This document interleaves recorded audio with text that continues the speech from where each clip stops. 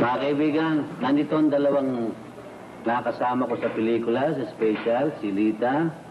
At nandito ang asawa ko, si Marcia. At sila ang mga nakasama ni Pugo nung panahon nila sa LBN. At ayun ni Naneng, matagal nagsama niya. Alam Ay, oo. Matagal. At saka, alam mo, John. Yes, Marcia. Wala mga bata. Andito ako. Oo. Patayin niyo nga ilaw. Itong si Chunaneng, merong malambot na kalooban na kung maaari lang matulungan niya ang mga aspiring young people na gustong mag-artista. Sabi ko, oo nga eh. Kinausap niya ang nanay ko. Kinausap niya, huwag na natin tawagin. Dahil naku, hahaba-haba. Sige. Kinausap niya nanay ko. Teka muna. Sinabi niya sa akin. Nalilito ako, naka-angkla na pala ako. Sige, tuloy mo.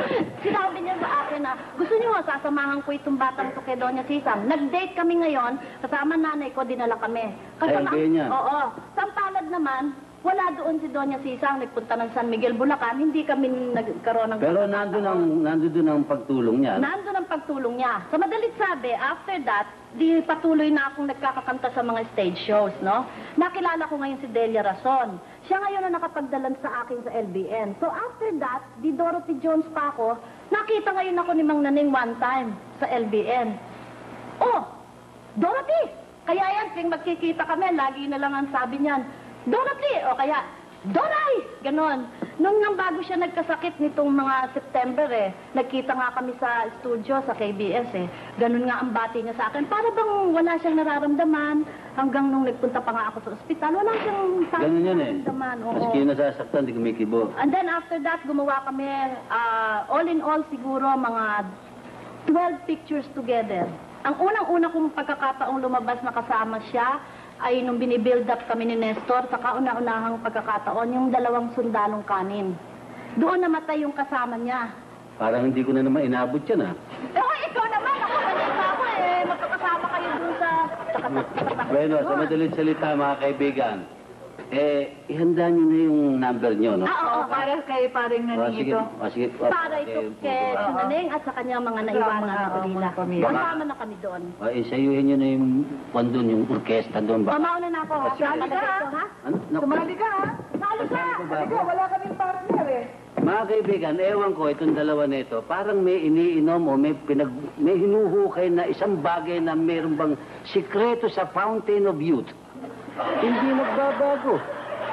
Hanggang ngayon, ganun pa rin naman. Sa katunayan, pati mga kilos, mga kaibigan, parang mga teenager. Pakita nga ninyo.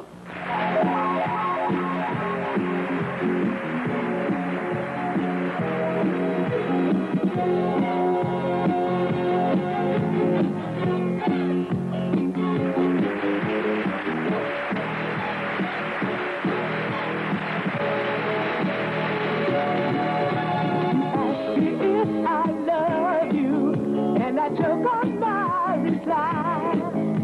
I'd rather hurt you honestly than deceive you with a lie. And who am I to judge you on what you say or do? I'm only just beginning to see the real you. And sometimes when you touch